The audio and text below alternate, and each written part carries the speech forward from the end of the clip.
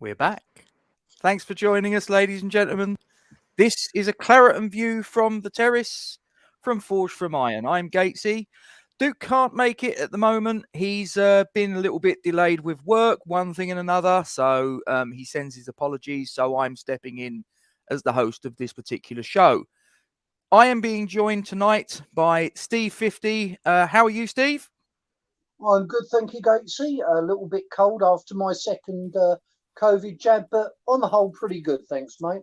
Fantastic. Good to hear. And also from the Emerald Isle, Mr. Cahill McKernan. How are you, sir? I'm good, thanks. Yourself?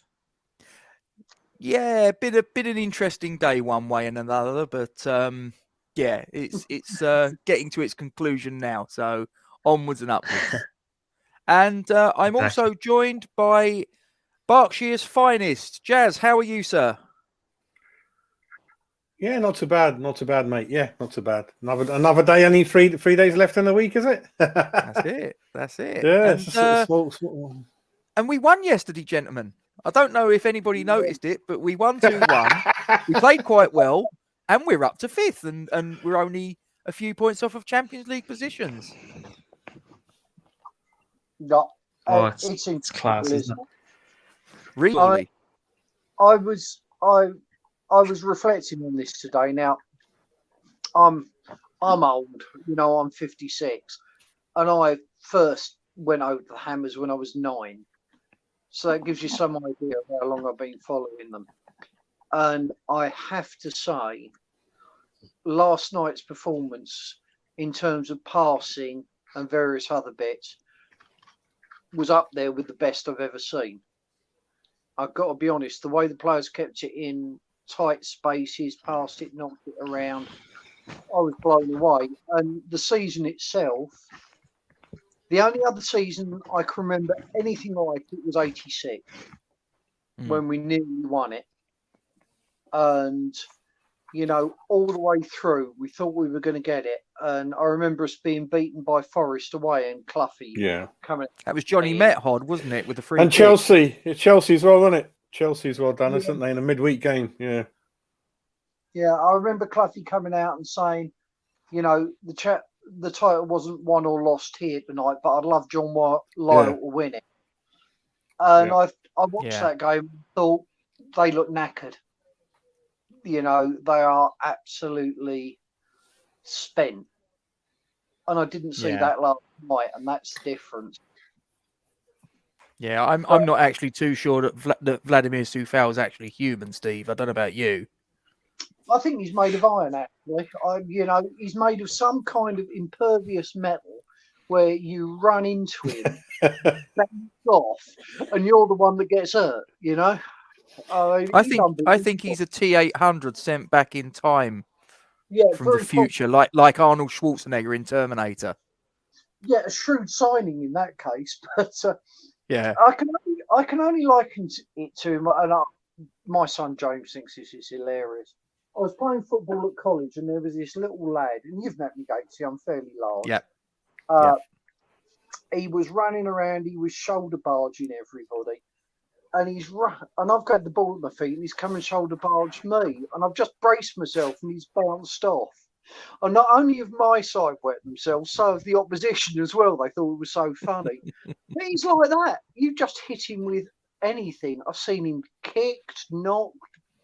Basically, things that if it was Mo Salah, he'd be rolling around on the ground going, you don't. And he just gets up and gets on with it. Incredible. Yeah, no fuss.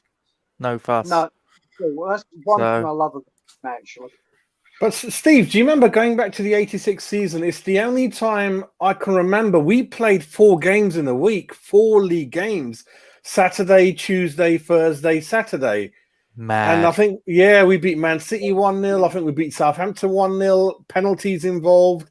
And what the league were doing to us, because we had a frozen pitch in Gatesy, it was a very cold winter. Upton Park didn't have under-soil heating. Wasn't in yet. And if you look at the FA Cup, the Ipswich game took us to 3 replays. Sheffield Wednesday took us to 2. Oh man, it was just all the cards were stacked against us. I remember going out. Yeah, I was indeed. Interesting story about the first time West Ham installed under pitch heating, and the first time they had to use it, it didn't work, so the game still got called off. That sounds typical West Ham, doesn't it? Yeah. I just remember typical West Ham. or something, and just thinking, yeah, that's my team. Well, Gatesy, don't you remember that fans used to help out with the spades? I think it happened at Sunderland, Yes. that documentary. You know, they used to come out there if you're local and just clear it for the FA Cup come game. Out with a shovel, crack on, help yourself, do your and little bit for your local club. Yeah, and you probably got a ticket in return or something, sandwich, a cup of tea or something. I don't know. Yeah. Yeah, why not? Why not? Didn't they?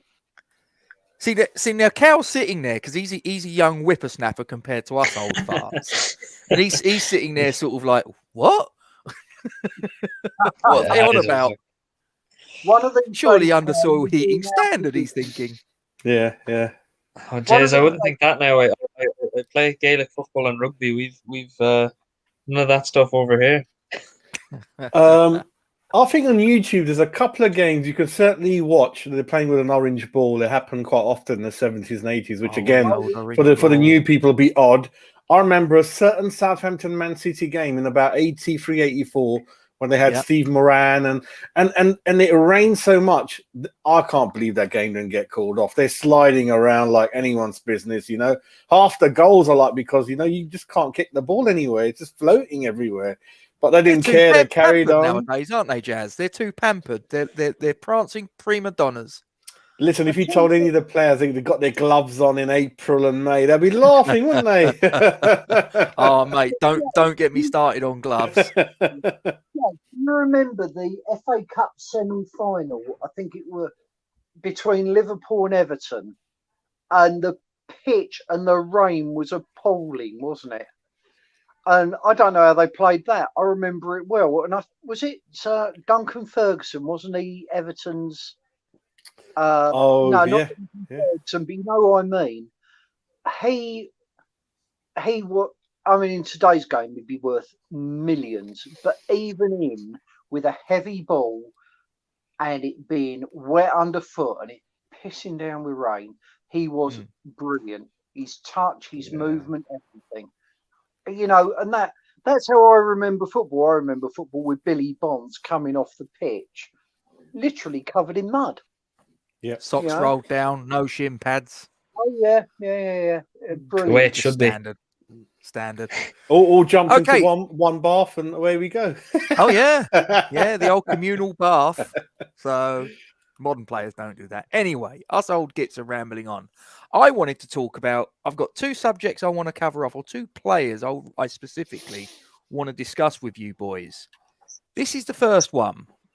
Now, Manuel Lanzini, I think it's fair to say that a lot of people have been saying over the last however many months or whatever, that with the greatest of respect, with the best will in the world, Manuel, thanks for your service, but we think at the end of the season, it's time to call it a day. You're not up to, and I'm one of them. I'll hold my hands up. When I did the tier list, I said, you know, with a heavy heart, Manuel, there's the door. However, last night, and I appreciate it's one game, and I appreciate it's only Burnley, and it's maybe a Burnley team that's, you know, not sort of like too worried about relegation now. So maybe they weren't playing at their 100% maximum. Who knows? However, you can only play against the team that's in front of you. And his performance, in my opinion, was absolutely superb alongside Thomas Souček in a deep-lying midfield role. Now, I happen to think that he can't play as an attacking midfielder anymore because his legs just won't let him do what 2-3 years ago he could do without even thinking about it. But if he's utilised as a deep-lying midfielder, maybe he's got a future at the club. Now, we've been saying for a while, haven't we? Oh, well, if Declan Rice or Thomas Souček are out, the only option we've got is Mark Noble. Well, last night's proved to me that that's not the case, and the answer could have been hidden in plain sight, right under our nose the whole time. So I'm going to send it to Steve. What are your thoughts? Is this sort of like a revelation that we've uncovered, that Manuel Lanzini could be the answer to that problem? I thought he was superb. I cannot say how good I thought his performance was, and he did one thing that neither Declan or Mark Noble can do. This might be a bit controversial, but the number of times he had players around him, he was in really tight space. He kept the ball and he passed it and he kept the game moving. Yeah. And so you've got all that creative attacking skill and all his creative flair now in that position. He was sensational last night. And you say it's only Burnley, but I mean, let's face it, Lanzini's probably 9 stone ringing wet, isn't he? There's not much. And he would have been ringing wet last night. And Burnley are known for being a tough physical side. They didn't get the better of him. He gave as good as he got. And do you know what? I was delighted because that injury when he was with Argentina, it devastated him. I mean, you know, he was clearly beside himself. And I remember the first time he came back onto the pitch after the injury as a sub, the crowd went wild because he was back on.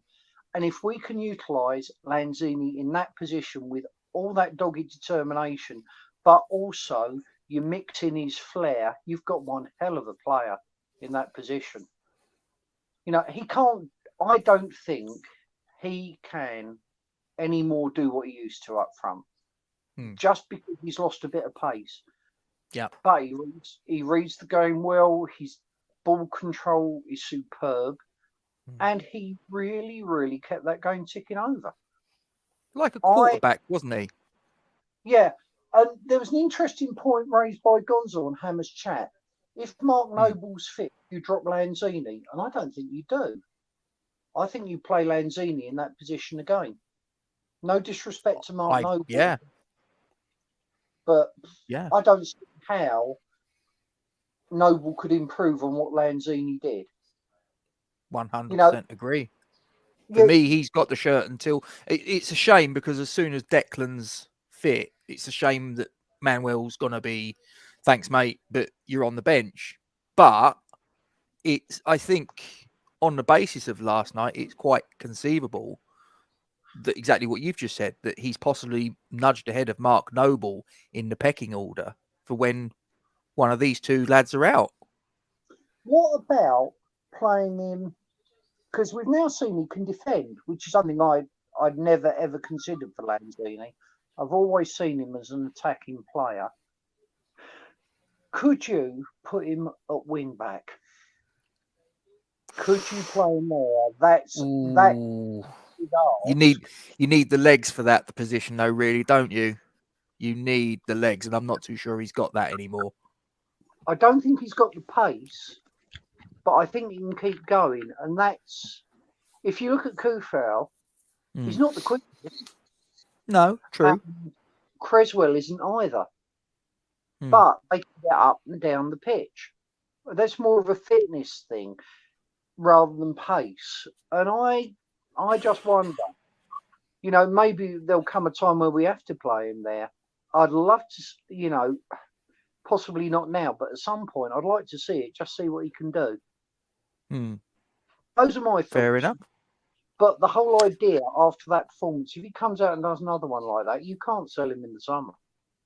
No, I completely. But you know, if he does it in a critical game such as Everton, when the pressure's on next week, and puts in another performance like that, no, I wouldn't be waving him goodbye. I'd be keeping him 100%. Cal, over to you. Oh, sorry, Steve. Sorry. I was just going to say, can you imagine if he carries on at that level, what you'd have to pay to get somebody to play at that level? It'd be a fortune, and we've got it already. Anyway, 100%. Enough from me. Thank you very much for your contribution there, Steve. So, Cal, over to you. Yeah, it was a delightful shock to see him. I didn't expect him in the lineup, no matter playing in that sort of position. And after the whole performance, you have to take silver linings from even players like Rice being out. None of us wanted to really see Noble playing much football. When he came in, he did the job, and then when he's not able to play, we put in our halfway, like sort of one boot out the door attacking midfielder, and we say, all right, slot in the defensive midfield position there for the night. And he's, I know we can't go too over the top. It's only one game. He has to replicate it. But he didn't look out of place. He looked very comfortable. He as you said, it was like a quarterback at times. He was dictating the play. He controlled the tempo of the game. Usually when we have them two defensive midfielders, whether it be Noble, Souček, Rice, Souček, any of them, when we're defending, they are defensive. He was sort of in that mid role as well. He was bringing the ball with him. Souček wouldn't be the best at starting an attacking phase of play on a counter, and Lanzini had that to him. Rice would usually be the one, and Noble doesn't have it either. But Lanzini shown he had that sort of attacking edge from a defensive position. He doesn't have the legs to run in behind anymore. We know that. So putting him in a deeper role where he could dictate the play, the tempo, he can use his passing. He got stuck in. I wouldn't say he was a great tackler, but he was getting stuck in. And sort of them little small nippy lads getting in you, they're never fun. Yeah, it was lovely to see someone who would be he's, in all honesty, he's one of the best players from my generation. Like I haven't got to see too many sort of players who have had solid careers and play nice football for us, and he's one of them. So it's lovely to see him come back and have a performance like that. Well said. Well said. Before I move to Jazz, I'm just going to bring this gentleman in. But Jazz, you're the next one to give your thoughts on Manuel Lanzini's performance. James, how are you, sir? Lovely, mate. We are 3 points off a fourth. So yeah, all good. Ain't bad. So Jazz, your thoughts on Manuel Lanzini's performance? It was a revelation, wasn't it? Yeah, it's very good, but I think we shouldn't get too carried away. I mean, it's one game, and he's rarely featured this season. Physically, I don't think he's up to playing regularly, even if we gave him the chance. So we mustn't get carried away. Second question is, obviously, if you put him in, who are you going to take out? You can't take anyone out. He's always been a luxury player in the past, a bit like Joe Cole. You can't fit these people in anyway. If you do, you mess the whole formation up anywhere else. So certainly wing-back option, that's crazy. There's no way Lanzini can play that wing-back option. You know, he can't tackle. He can certainly pass and hold on to it, perhaps, but that's about it, I think. But the modern game is a lot about box-to-box stamina. If you look at the miles covered by Souček and Rice, I mean, it's completely different to Lanzini, really. He can certainly be a sub, and he can be used sparingly. Then I'm kind of up for that. Contract-wise, I don't think we have to offer him anything. I think he's on a really huge long-term contract anyway. We don't have to think about that. But we mustn't get carried away and say he must be in, because, as soon as Rice is fit, the two boys together in the middle will come back again, and Lanzini certainly will be a good option now and again and from the bench, I think. So that's kind of my thoughts on it, I think. Yeah. Yeah, no, I completely agree. As I say, I'm not for one moment advocating that he should play instead of Rice or Souček. And Mark's put it in the comments to say that as soon as Rice and Souček are fit, then he's dropped down to the bench, which is completely fine. But what I would suggest is exactly what Steve was saying. Is it Steve or Cal? I've lost track now. I need another cup of tea. But he's moved ahead of Mark Noble potentially in, as the backup CDM. Mark is very. I know it was only one game. I know it was only Burnley, but and James will back me up on this. Traditionally, Turf Moor's not somewhere where we go and do terribly well historically. No, and especially in those conditions. We've done it this season against all the teams we used to hate playing. Wolves, Leicester, and all those teams. We've turned everyone over really. But Noble for me, he's not really an option anymore. What's certainly a good benefit of Lanzini carrying on this form is, like you said, we've got very limited funds in the summer, so we don't have to go out and perhaps look for a backup central defender or stroke midfielder, so he could back up Rice and Souček perhaps on the short term. So perhaps we don't have to spend in that, because we need a striker, one or two wing backs and a goalkeeper. So that could be good because he's, like you say, he's already on the books and just get something out of him. You can see we're not getting nothing out of Yarmolenko, getting nothing out of Anderson, in huge contracts. So hopefully he begins to repay some of the loyalty and everything back to the club. I know a lot of it's not his fault. Physically, it's a very serious injury. And he's always been a trier, we know that. And you can tell he's a good model professional to have around the ground. He doesn't say anything that he shouldn't say. He's quite good on the media front as well. And he lives obviously very close to the ground and everything. So, hopefully David Moyes can. But this again shows the brain of David Moyes, that we would never have thought of playing Creswell in a wing back. We would never have thought of turning Arnie into a striker. We would never have thought of Antonio playing as a striker. We would never thought of Lanzini playing yesterday. You got to give him credit, mate. Who the hell? I mean, what's being done? He's saying, wow. But I think it's absolutely amazing what he's trying to get out of this squad. James, Lanzini, your CDM last night. What did you think? James needs some sleep, mate. You got dark circles and everything. James. Mate, I'm telling you now, you keep praising Moyes for doing all this good stuff. He put Mark Noble as a number 10. He's never played number 10 in his career. That's when we had three people on the bench, played mate. That role back in the last season, and he actually we had did three quite people well. on the bench, though. Yeah, I thought he was good. It's just this season when he played it, he wasn't great. But no, I don't think Noble's gone. I think Jazz, you sort of said there's not much use with Noble. I think Noble's performed every time he's played. It's just he would have been in there last night if he was fit. Recently, yeah, I can give it to you. That's on since recent form. Rice. Yeah, since the Rice injury, I'll give you that. But not before that, he didn't. But yeah, Brighton well, at home, off the bench, but he's not a bench player. He's not someone who's going to change the tempo of a game. We know that he needs to be in there from the start.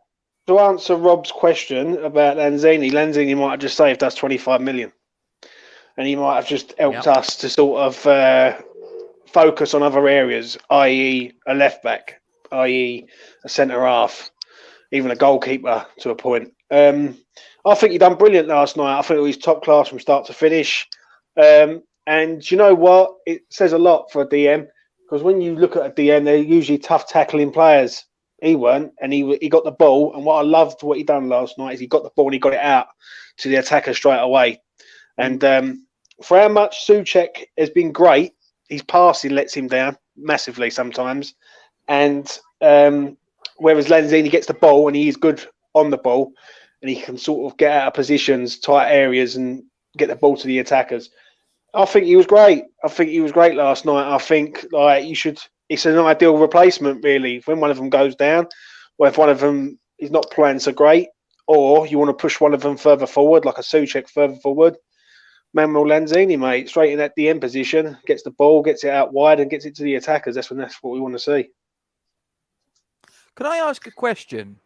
Because obviously, I know a lot of people say that his, and you just said it there about Thomas Souček, that his passing's not the best.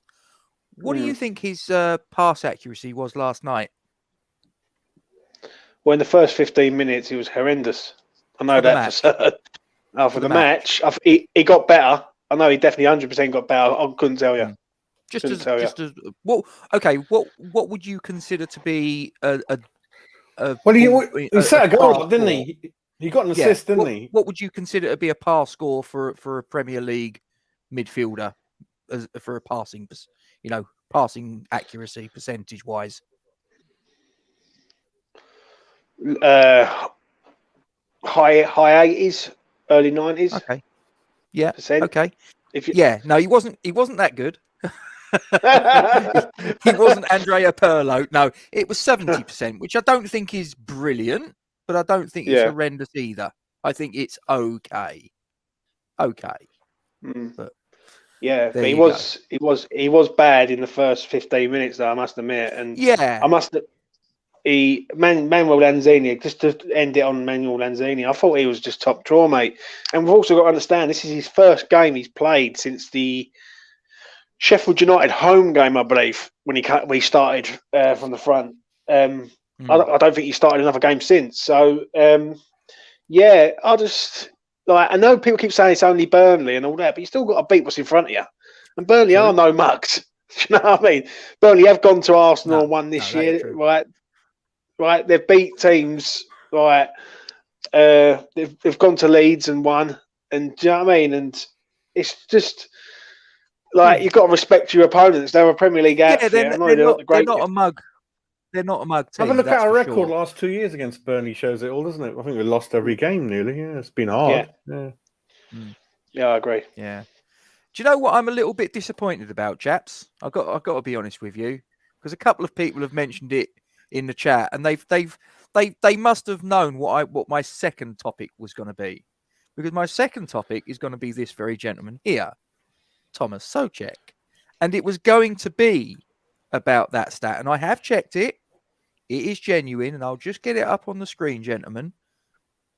Thomas Souček last night had more aerial duels won in that one match than Aston Villa's entire team did, Burnley's entire team, Leeds' entire team, Spurs, Newcastle, Fulham, Arsenal, Chelsea, and Everton did for that same stat in this game weekend. And a lot of people, myself included, last night I didn't actually think that much of Thomas Souček. I'm not saying I think he had a bad game. Don't misunderstand me. But I don't think he set the world on light. And then I saw that stat and I thought, really? And I've checked it. And it's correct. But the problem is with it. The problem is with it, though, Gatesy. He was man marking Chris Wood, and they was going long ball every time to him. So he's going to win. Well, let me just drill into the details. Okay, so Thomas Souček last night, 4 shots, 1 on target, 1 key pass, 70% pass accuracy, 17 aerials won, 80 touches. Sorry, 80 touches, 74 touches, excuse me. Steve, over to you. They're pretty impressive stats, right? Oh, yeah, the aerial stats, I read them today and I thought, am I reading this right? You know, one player outplayed a lot of Premier League teams in the air this week. You know, and I absolutely agree with James on what he says about Souček's passing. But if he's going to win that many aerial duels and be that effective, I think he knew with 70-75% passing, because he more than makes up for it with what he does in the air. Let's face it, he has improved the team dramatically. How many goals he got this season? Is it 8 or 9? I mean, yeah. About that. Most of those with his head,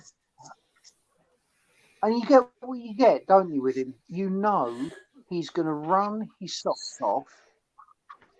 He's going to cover as much distance, if not more, than everybody else on the pitch. I mean, his stats before he came, he was the player that ran the most in the Champions League, wasn't he? And I think his aerial prowess is a huge asset to us. And let's face it, we have 4 players on the pitch who are known for being skillful, passing well, and they showed it. They were really good with the ball at their feet. But equally, you need somebody to win it in the air, and he did that in spades last night. And yeah, once I read that, it did change my opinion on his performance, because I thought he was pretty quiet. And then you think, wow, what would it have been?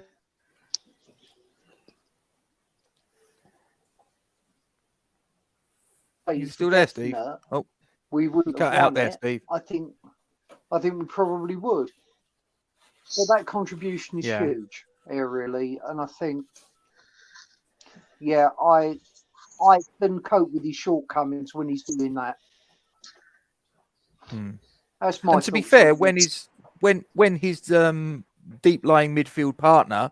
I mean, Lanzini last night, just to sort of give him due credit, his pass accuracy was 94.9%. Brilliant. So, and Thomas Fair Souček, enough. I'm not being funny. He's not there. He's not there for his passing ability.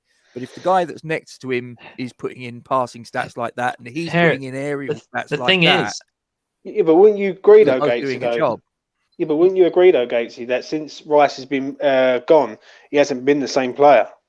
No, well, he can't completely, completely. But the thing is, don't let him get to over bloody 75% passing. Because if that man can start passing a football, he won't be at West Ham. That's the only reason we have him, because he has that shortcoming. If that lad can start passing a football like Lanzini could, he'd he'd be be at Man in City. the top 5 teams in the world. Don't worry, Yeah. no. Top 5 are definitely looking at him, mate. That amount of goals from centre Exactly. mid, you can look at the whole They're world. looking at him already. Oh, Imagine yeah, if he we- could Yeah, but pass. they've also two, three you've also players. got you've also got to understand though, since Rice has been missing, he hasn't been the same player.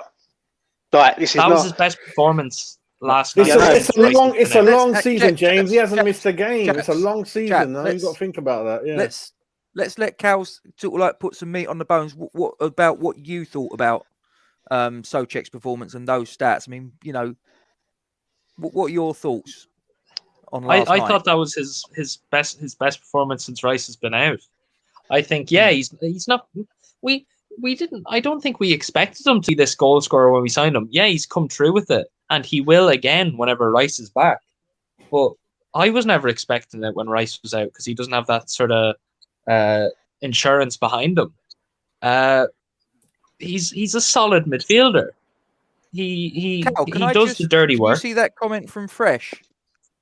Yeah. Do you think that's Yeah. part of the reason why? He's doing the Rice job. He's doing the all out defensive work, and he's still getting up there. He might not be sort of running in for delayed runs into the box for headers, but he was up even in last night's game. He was on the edge of the box a lot. He was there for a 1-2 so others can make space because people are going to target him. Defenders are going to target him when he runs up there because they know what a threat he is. So someone like Tarkowski or me is going to go towards him because they know he's a threat. And he was taking an extra man towards him so other lads could get free. And he was an extra man there for a 1-2 or to play a ball to someone. And he was doing that an awful lot, I thought. I thought he was on both. He was in both boxes for us. He was a box to box midfielder. Yeah, he wasn't a goal threat, but he's certainly not a bad footballer. Absolutely. Jazz, same question to you. Got nothing against any of the players, mate, this season. I think some fans have got short memories. I think look at the table and we're moaning about someone having 2-3 average games. That's crazy for me. I think those players need applauding. It's a long season. Some of them haven't even missed a game. Very small squad. I ain't got time for negativity, and I'll never do it. You know me. I'm the most supportive for all of them. The only thing was Noble. I felt is too old for me, and I did write Lanzini out. It surprised me. I mean, hopefully he can do it in more games than that. But I've got no issues over Souček, mate. No issues over any of them. Kufal, brilliant, all of them for me. Dupe, I hate him. You know that. I don't think he can defend to save his life. Hasn't got one brain cell in him. He can't read the game. He can't anticipate nothing. I don't want him in the team. Apart from Dupe, I think. And Noble, but it's not his fault. It's age. Lanzini's injury. It's not his fault. Gave us some great moments in his career.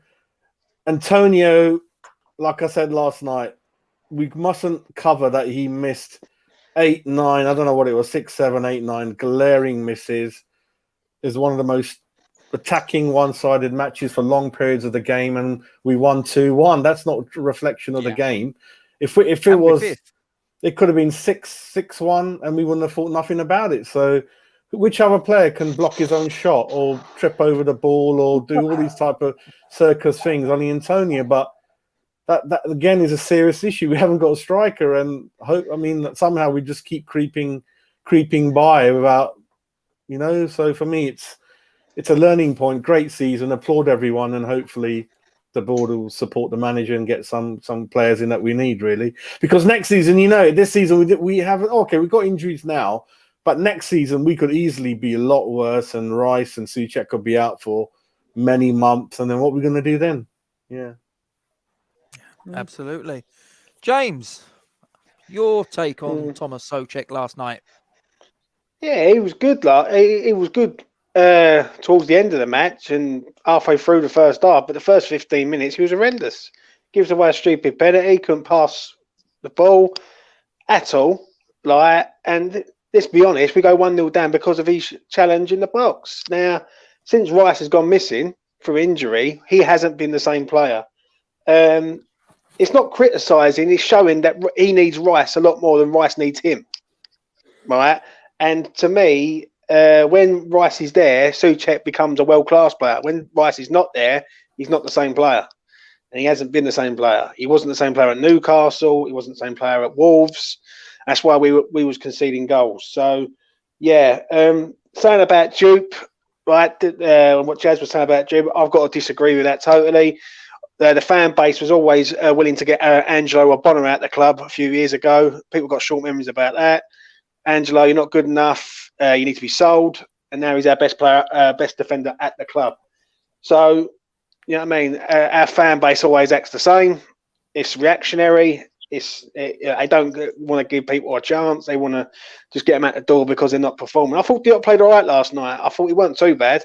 Do you know what I mean? When I see people giving him a 3 and 4, I think that's insulting. That's an agenda right there, in my opinion. Because how can you give a man 3 or 4 when we've won the game 2-1? And let's be honest, he hasn't really done any major things leading up to a goal. Do you know what I mean? So with Souček, yeah, he done well last night. 17 aerial duels, but he's up against Chris Wood, who Burnley are going to play long ball. And they played long ball all night from the get-go. They was crossing balls in the box. Prime Letizia as well at times, not just long ball. Well, Chris Wood. Do you know what I mean? But at the end of the day, he done his job last night. But we've seen it with Souček. When Rice is not there, he's not the same player. Yeah, and I completely agree. I think it's a fair statement that you said that Thomas Souček, in terms of his performance levels, probably needs Declan Rice alongside him more than the reverse. I think that's fair to say. But I was really shocked, what I say, when I saw that stat. And I thought, as I say, I'm not saying I thought he had a bad game until I saw that stat. But I thought he was like, so, seen him play better, whatever. And then I saw that stat and I was like, wow, I didn't realise. So sometimes it just goes to show you, doesn't it? Sometimes you think you've watched a match and then you've got a stat put in front of you like that, and it makes you go and reevaluate whether you've actually watched things as intently as maybe you think you did. But just moving on, because someone mentioned it earlier, I'm going to throw this one around to you guys to get your teeth into. With what we got 4 games left now, we must be getting close to a point where you've got some good ideas formulated in your head as to who, in your opinion, is Hammer of the Year. Steve, Hammer of the Year in your opinion, and the reasons why. They've all been so good this season. It is a really hard call. I mean, there was even an argument at one point that Jesse Lingard should be. Last 2 performances, not so much. But I would have to give it to Kufal. He has been consistent. He's been, as we were saying before, you hit him with a truck, he gets up and goes, okay, and carries on. He's had some really quality players in his pocket this season. Jack Grealish, for instance. Jack Grealish ended up frustrated with him, didn't he? Yeah, and diving. And there was the classic where Jack Grealish got kicked on one leg and went down holding the other one. That was extraordinary, really. But I think for overall consistency, and just damn hard work and some of the quality performances he's put in, I'd have to give it to him. For me, I mean, but as I say, there are shouts for lots of other players as well. But for me, he just about edges it. I think he's been brilliant. Yeah, can't disagree. Can't disagree with that. Cal, your hammer of the year with 4 games to go. Well, I don't remember how long ago it was. I think it was on this show we were asked, and this is before Rice was even out, and I was saying Soufal then, and I think everyone else on the show might have said Souček, or maybe someone said Ogbonna as well. But I've been Soufal all the way. Yes, Souček's goals have been massive, and his overall performances have been great, but Soufal has never sort of disappointed us once. 7 out of 10 every game, never stops. He's a constant force there. He's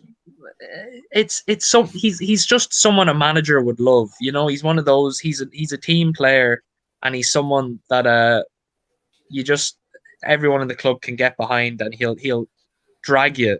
He will drag every one of them teammates up a point in their performances, and it's been like that all season since he came in. He's never disappointed. So I've been sort of thinking about Soufal as hammer of the year for a good while now, and I don't think it'll take a lot. It'll take a lot in these 4 games for me to change my mind. I think the only game that I can remember off of the top of my head where I looked at Vladimir Soufal and thought, the first was game the at game wing at back, home wasn't it? against Manchester United when he was up against Was that Marcus the first? Rashford. No, Okay. not really. Not really. I would say the Arsenal game was the one that done it for me. I thought he got well and What, the truly home exposed with pace. Yeah, the home game. I thought he was getting done for pace by Pepe and all them lot. Yeah, He but he got can't found out. Yeah, but create pace. all the goals came down the left-hand side, though, James.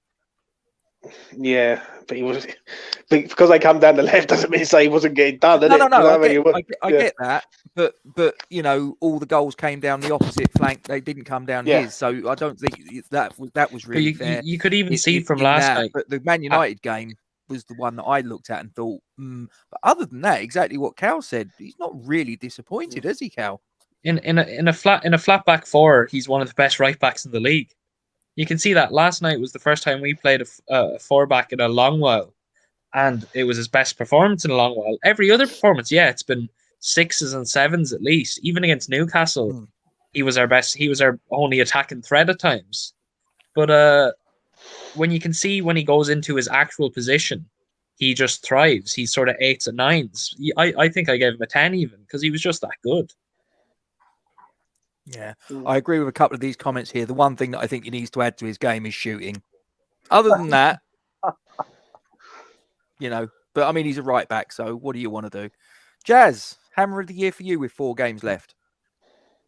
Yeah, Kufal as well. I think for me, I think Souček was close for me, but the money that Kufal cost, £4-5 million, it's a bargain really. This is what we pay agent fees normally when we're signing a player.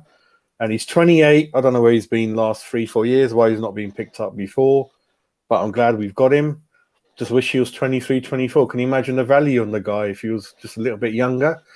But like you said, he's fairly comfortable in the back 4. He's okay as a wing back. Hasn't hardly missed any games.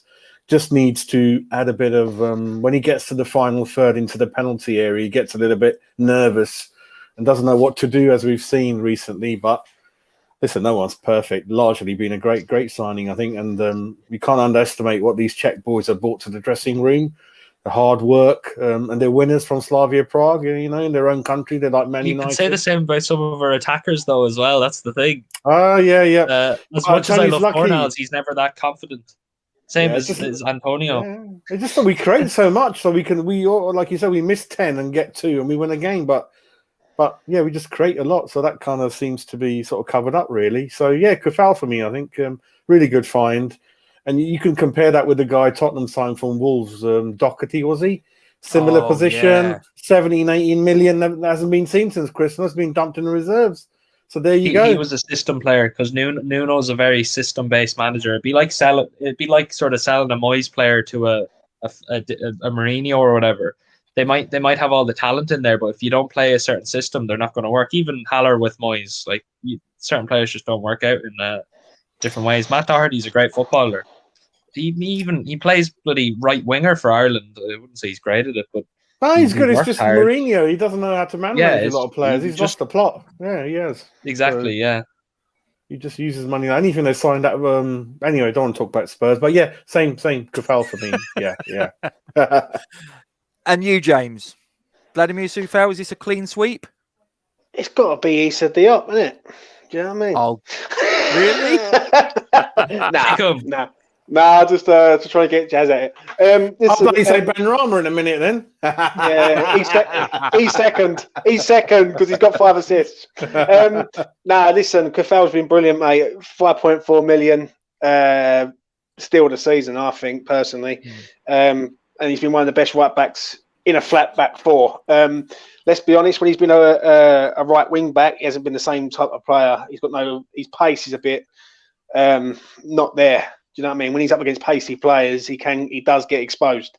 But in the grand scheme of things, he's always a 7 out of 10, 8 out of 10 and up every week sort of thing. He's always sort of very steady, very consistent. And I think he's been top class, mate. There's a few others in there. Obviously, you've got to say Lingard because he's come in January and he scored X amount of goals, X amount of assists in such a short period of time. And I know it's a season thing, but he has defined their season because if he don't score them goals, we're nowhere near the top 5, top 4, so to speak.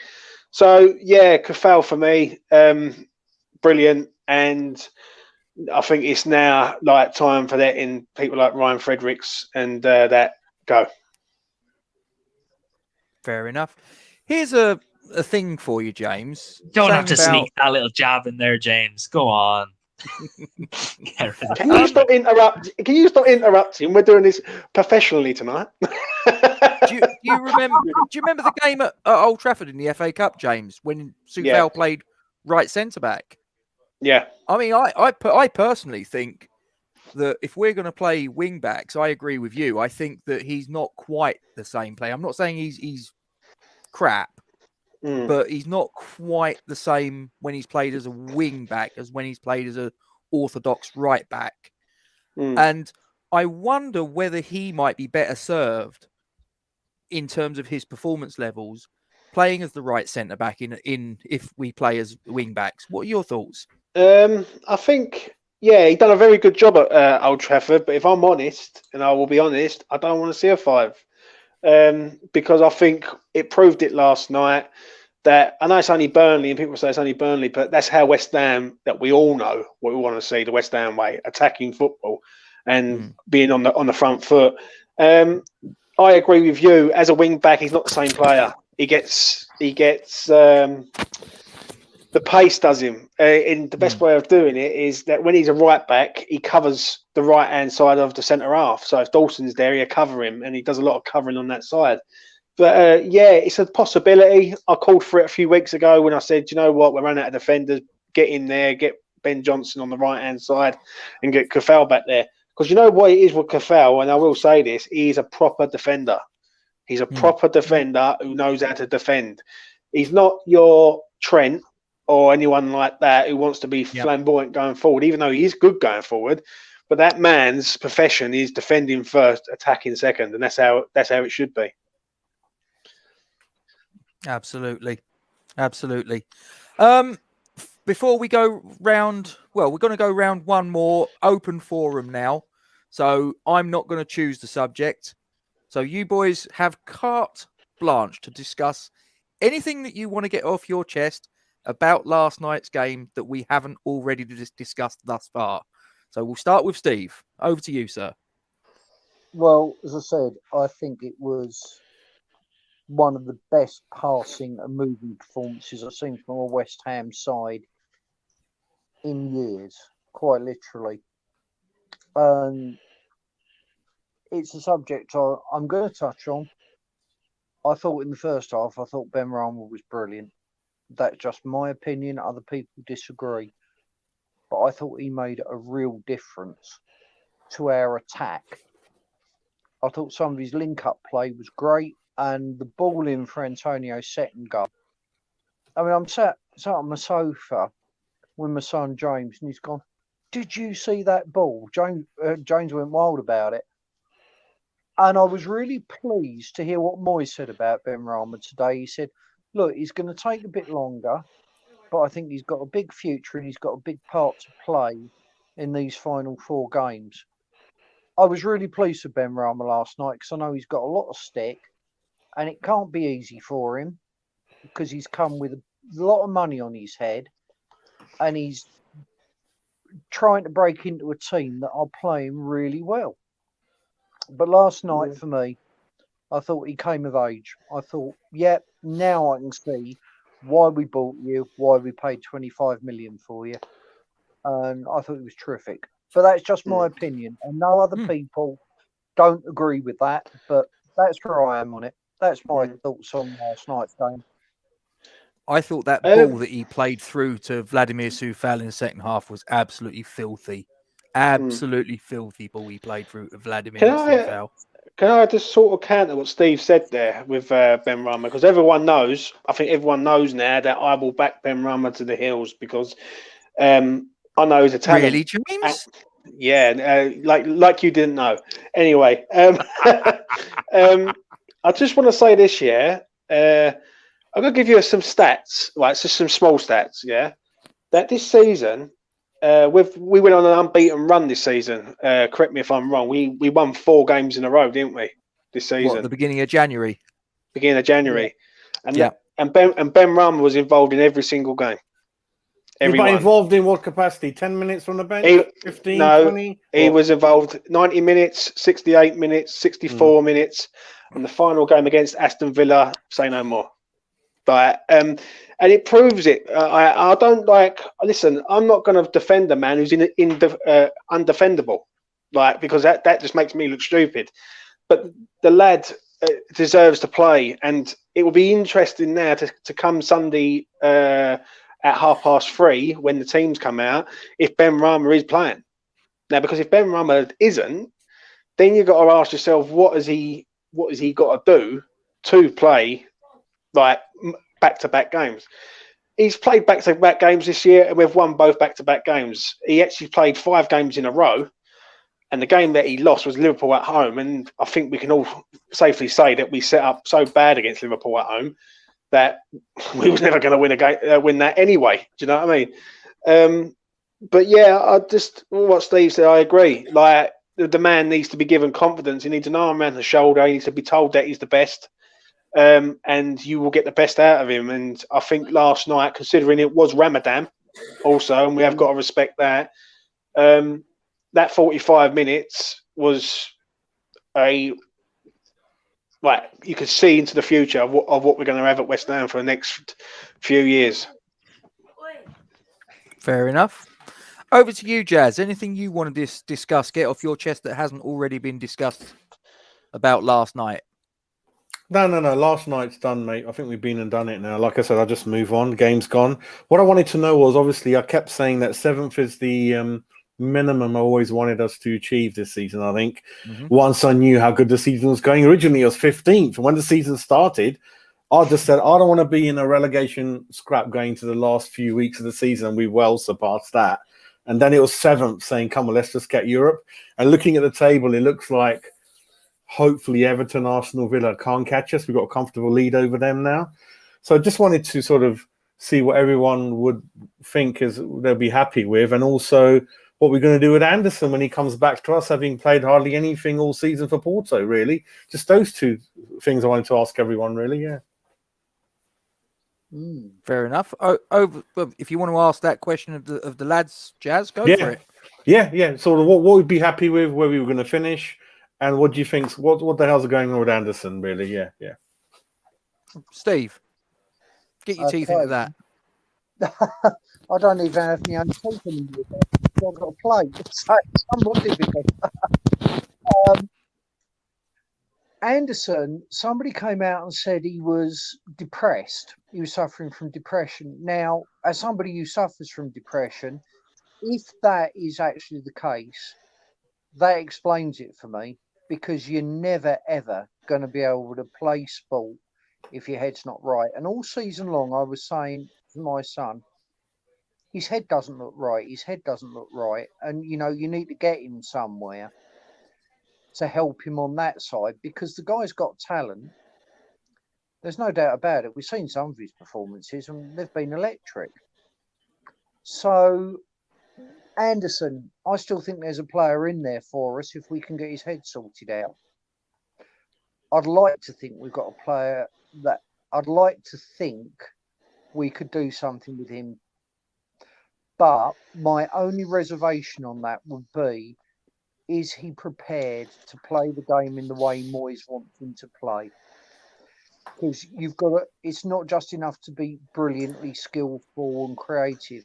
You've got to be the complete player for Moyes. You've got to do the lot. And will Anderson do that? I don't know. But if you could get that, I'd keep him.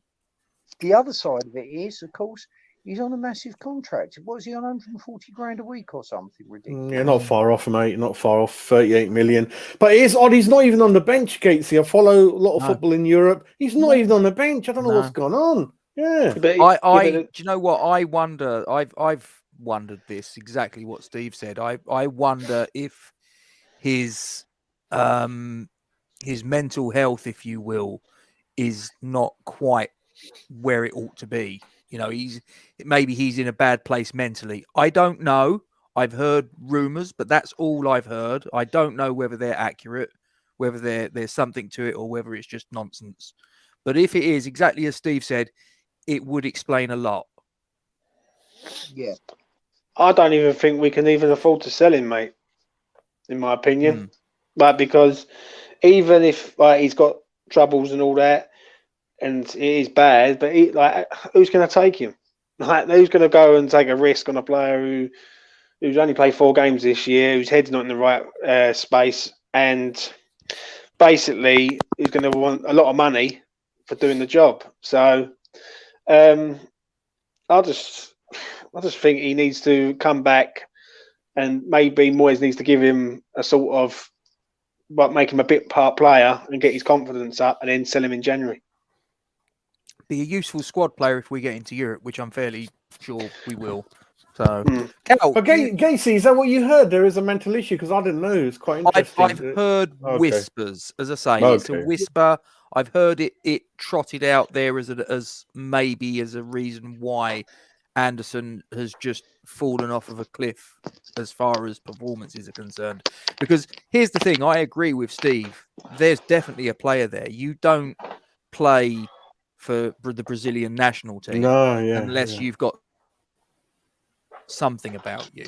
So what's happened? I mean, this is a player that in his first season I thought was excellent. And I thought, well, this is his first season in English football. Usually, a player coming from, I know he didn't come from Brazil, he came from Italy, but he's a Brazilian player. And coming to England, I thought, it could take him a season to settle. No, he did really well. But it was the second season that he just sort of went. Yeah. So, it's really odd, isn't it? Yeah. Yeah. Cal, your thoughts? Felipe Anderson. It's a tough one. It's kind of one of those you don't see too often. Someone go for that much money and just fall off a cliff, not perform at all. He's disappeared. There are players that you see sort of big signings and they might not perform well, but of course they still make it into the squads at least. This lad's not even doing that. And as I think Tom put it into the chat there, the Porto manager hasn't fancied him. I think it might have been a month into signing him. I just didn't fancy him. I'd like to know who signed him then. Who sanctioned the move? He didn't even want to go to Porto though. I remember, did he do an interview somewhere or something that he said he knows he performed badly for us in the second season. He's going to go and try improve, and he wants to come back. I remember seeing that somewhere. Can I just cut in there, Cal, if I may? I do apologise. Yeah. I'm just going to, as I say, guys, I'm not saying he has mental health issues. As I say, it's something that I've heard put out there as a possible reason to explain it. Whether he has or hasn't, as I say, I don't know. I'm articulating that that's a narrative that I've heard put forward. Whether it's right or wrong, I have no idea. So carry on, Cal. Sorry, I just wanted to get that straight because there's a few people in the chat that are sort of saying about it. South American I just want to make that footballers clear. Go through that though. Like you can even see it with Lucas Torreira, who was at Arsenal.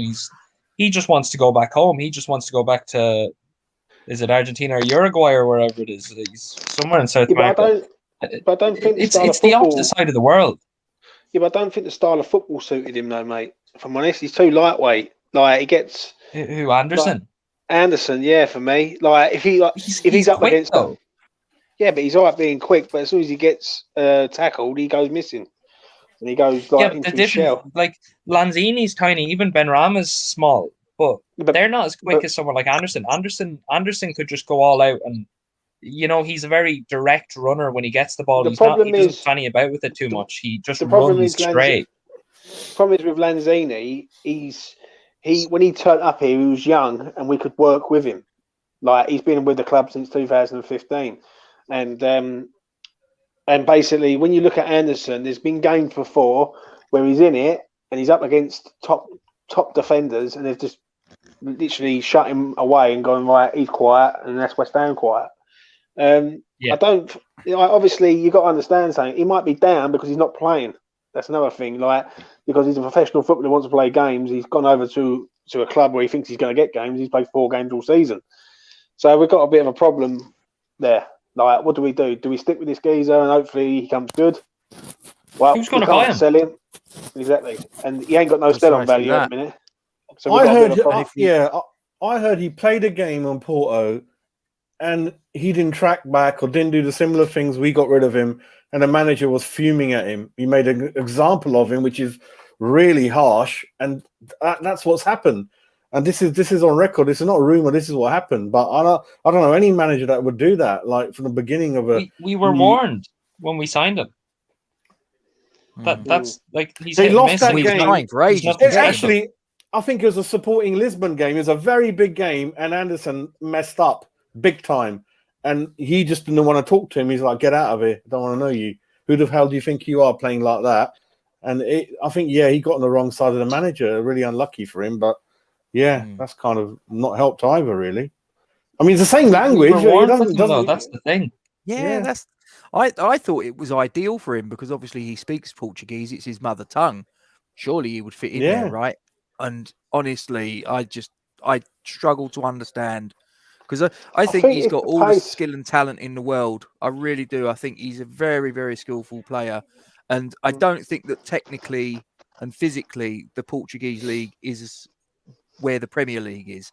So I thought that, maybe it will give him a chance to rebuild his confidence and perhaps come back a better player. And if not, maybe he's pushed his transfer value up to at least a decent level where, all right, we're not going to get the 38 million back for him, but we might get maybe 25 million, something like that. That would be half decent. Now we're probably going to get about 10 if we're lucky. 2.5. The thing is, you've got to understand though, when he was in Italy, it's a slower game, of course, slower league. Even like, and with Italy, I think somewhere like the Dutch league would suit him down to the ground. Like, it's not free flowing. Like the Portuguese league is a poor league, but they still play sort of like the Spanish type of football. Even though it's sort of like that sort of technical, they like their technical players. You've only got to look at Bruno Fernandes, who's come from Sporting Lisbon. So, I think like he needs to go to somewhere like Italy. I don't think Germany would suit him. I think someone like the Dutch league would suit him, like where Haller's gone. Look at Haller; he's banging in goals for fun there. Yep. I think he needs to go somewhere where his credibility and his stature, because he's basically done like a Danny Drinkwater. He's done. Yeah. And if you want, like what Cathal was saying about going into the abyss, that's basically what Danny Drinkwater's done. He won the Premier League with Leicester, and then he signs for Chelsea, and no one sees him again. Yeah, he's had a lot of problems, that boy, one way and another. So, right, well, gentlemen, I'm gonna wrap it up. However, for those 17 that are watching live, don't go anywhere. and this is the reason why. This is a young lady that I want to talk about. So, you know the drill, those of you that watch these streams regularly. This is Isla Caton, 6 years of age, young girl fighting for her life. Neuroblastoma. No treatment in this country. Her family got to pay for this treatment out of their own pocket. They got to take her wherever in the world. They got to pay for flights, accommodation, living costs. Bills are still coming in the UK. And in the middle of a global pandemic, guys, if you're a parent, put yourself in this family's shoes, because honestly, this is just like turmoil that you couldn't possibly imagine unless you're going through it. So we at Forge from Iron and the wider West Ham YouTube community, not just us, are behind this campaign front and center. You got a PayPal page, you got a Just Giving page in front of you on that banner there. And we would urge you, any spare funds that you've got in your pocket, for anything from £1 up, this is where we would implore you to put it. I said it yesterday, I'll say it again. The clock is ticking, and this little girl's future should be GCSEs, university, meeting the love of her life, having children, da-da-da-da. That should be her future. Right now, her future is tomorrow, and that's it. That's the truth of it.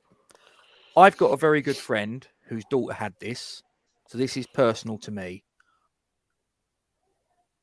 9 years of age. She fought it for 5 years.